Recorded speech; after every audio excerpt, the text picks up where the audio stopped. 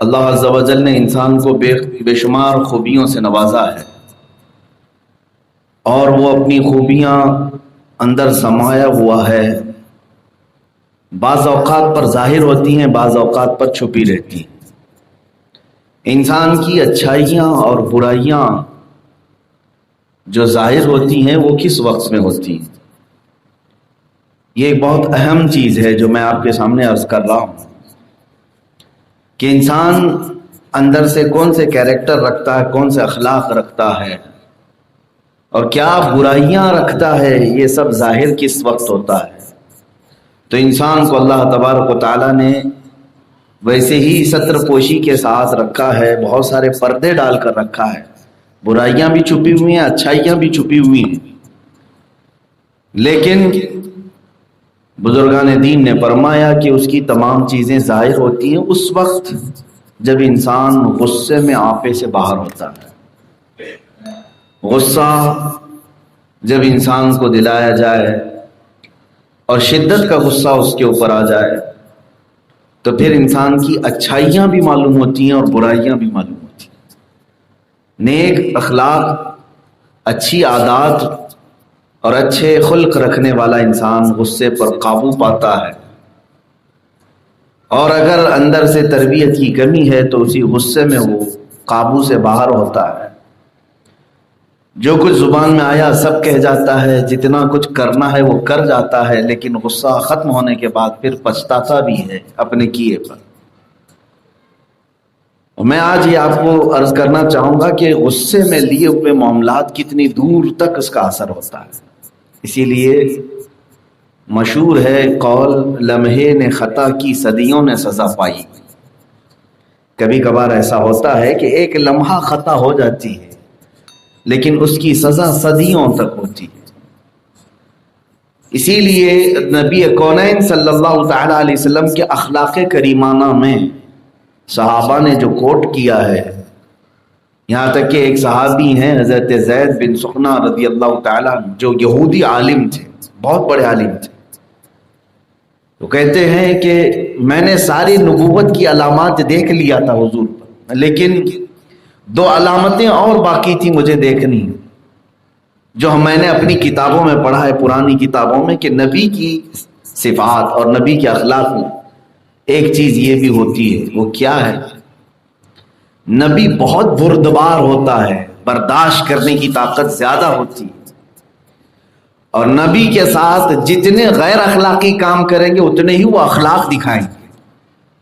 یہ ان کی کتاب میں موجود تھا کہ تم ان کے ساتھ بدتمیزی کرو تو جواب میں نبی بدتمیزی نہیں بلکہ اس سے اعلیٰ اخلاق کے ساتھ وہ پیش آئیں گے۔ ایک بار حضرت زید بن سخنہ کہتے ہیں میں یہ علامات ڈھونڈنے کے لیے کئی دن تک لگا رہا، اتفاق ایسا ہوا کہ ایک بار میں مجلس میں ہی بیٹھا ہوا تھا، ایمان لایا نہیں تھا، ایک شخص آیا کسی گاؤں کا اور وہ شکایت لے کر کے آیا، اے اللہ کے رسول، میں نے اپنے گاؤں والوں سے کہا تھا کہ تم اسلام لے آؤ تو تمہیں نفع ہوگا، اللہ تمہیں خوب برکتیں دے گا، لیکن ہوا ایسے کہ ہمارے گاؤں میں اتنی بارش آ گئی ہے کہ سب فصلیں خراب ہو گئی۔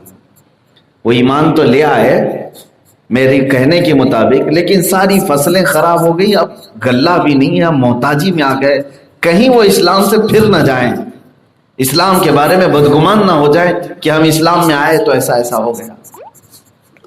تو رسول کریم صلی اللہ تعالیٰ علیہ وسلم کے پاس وہ شخص اپنے گاؤں کی شکایت لے کر کے آئے تھے۔ یہ زید بن سخنہ کہتے میں بیٹھا ہوا تھا، انہوں نے کہا اے رسول پاک صلی اللہ تعالیٰ علیہ وسلم، کچھ تو آپ عطا کر دیں تاکہ میں گاؤں والوں کو غلہ خیرات کروں، اناج دے سکوں، ان کو اسلام پر باقی رکھ سکوں۔ حضور پاک صلی اللہ تعالیٰ علیہ وسلم نے نظر دوڑائی، وہاں کسی کے پاس کچھ بھی نہیں تھا۔ حضرت زید بن سخنہ کہتے ہیں میرے پاس سونے کے سکے تھے، 80 مسقال چاندی کی سونا تھا، میں نے وہ بغیر کہے ہی محمد صلی اللہ علیہ وسلم کو دے دیا، ایمان لائے ہوئے نہیں، یہودی عالم ہے۔ میں نے کہا ہے محمد آپ یہ لے لیں، مجھ سے قرض لے لیں، جو شخص آیا ہے اس کی ضرورت آپ پوری کر لیں، جب آپ کے پاس وقت میسر آئے مجھے یہ واپس لوٹا دیں۔ حضور اکرم صلی اللہ تعالیٰ علیہ وسلم نے ان سے وہ 80 مسقال پورے لے لیے اور پورے کے پورے اس شخص کو دے دیے جو دیہات سے آئے، اور وہ لے کر کے سونے کے سکے چلے گئے اپنے گاؤں، اپنے لوگوں کو اناج غلہ تقسیم کیا۔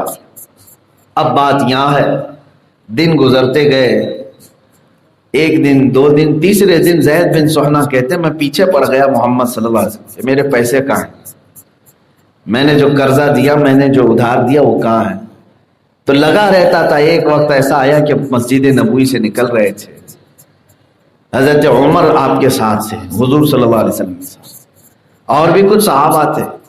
زید بن سہنا کہتے ہیں میں سیدھے گیا اور آپ کا جبہ پکڑ کر کھینچا، اور میں نے کہا اے محمد صلی اللہ علیہ وسلم، تم لوگوں نے یہ کیا بنا رکھا ہے؟ لوگوں سے پیسے لیتے ہو اور واپس دینے کا نام نہیں لیتے ہو۔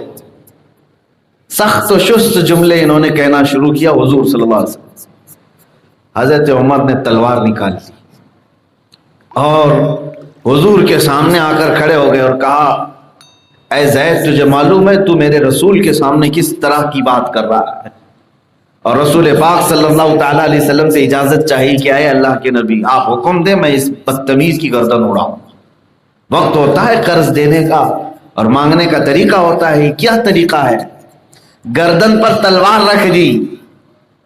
حضور پاک صلی اللہ تعالیٰ علیہ وسلم کے پاس ایسے وزیر ہیں کہ آپ حکم دے دیں ابھی گردن الگ ہو جائے۔ بدتمیزی بھی کیا ہے سامنے والے۔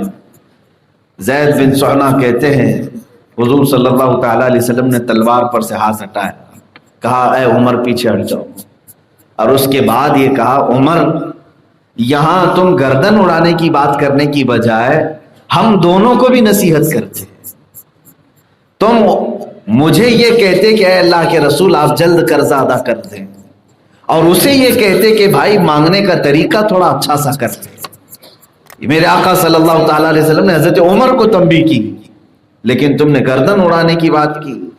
ہاں وہ عشق رسول تھا ان کا، وہ محبت رسول تھی، لیکن نبی کونین کے پاس اخلاق اعلیٰ تھے۔ زید بن سہنا کہتے ہیں یہی چیز میں دیکھنے کے لیے اس قدر سختی کیا تھا۔ حضور اکرم صلی اللہ تعالیٰ علیہ وسلم اسی شام انہیں بلاتے ہیں اور اپنا قرض ان کا جتنا تھا وہ واپس کیا، اور پھر ان کا پرانا شکر بھی ادا کیا کہ تم نے فلاں فلاں گاؤں والوں کے لیے اتنی مدد کی، جبکہ حضرت زید کہتے ہیں میں نے جو کچھ بھی دن میں کیا اس کا ذکر بھی تک حضور اکرم نے نہیں فرمایا۔ پھر حضرت عمر فاروق رضی اللہ تعالیٰ عنہ کو طلب کیا، حضرت زید نے کہا یہ پورے 80 مسقال میں نے اسلام کے لیے وقف کی ہے، اور اے عمر آج جو کچھ بھی میں نے کیا وہ انجیل اور تورات میں لکھی ہوئی بات کو پرکھنے کے لیے کیا تھا، کہ میں نے پڑھا تھا کہ رسول کے ساتھ جس قدر بھی برے معاملات کیے جائیں وہ اتنے ہی عظیم اخلاق کے ساتھ پیش آئیں۔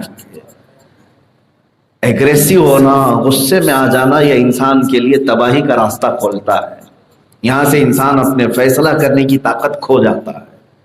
حضور پاک صلی اللہ تعالیٰ علیہ وسلم کے یہ اخلاق کریمانہ پر وہ اسلام لے آئے،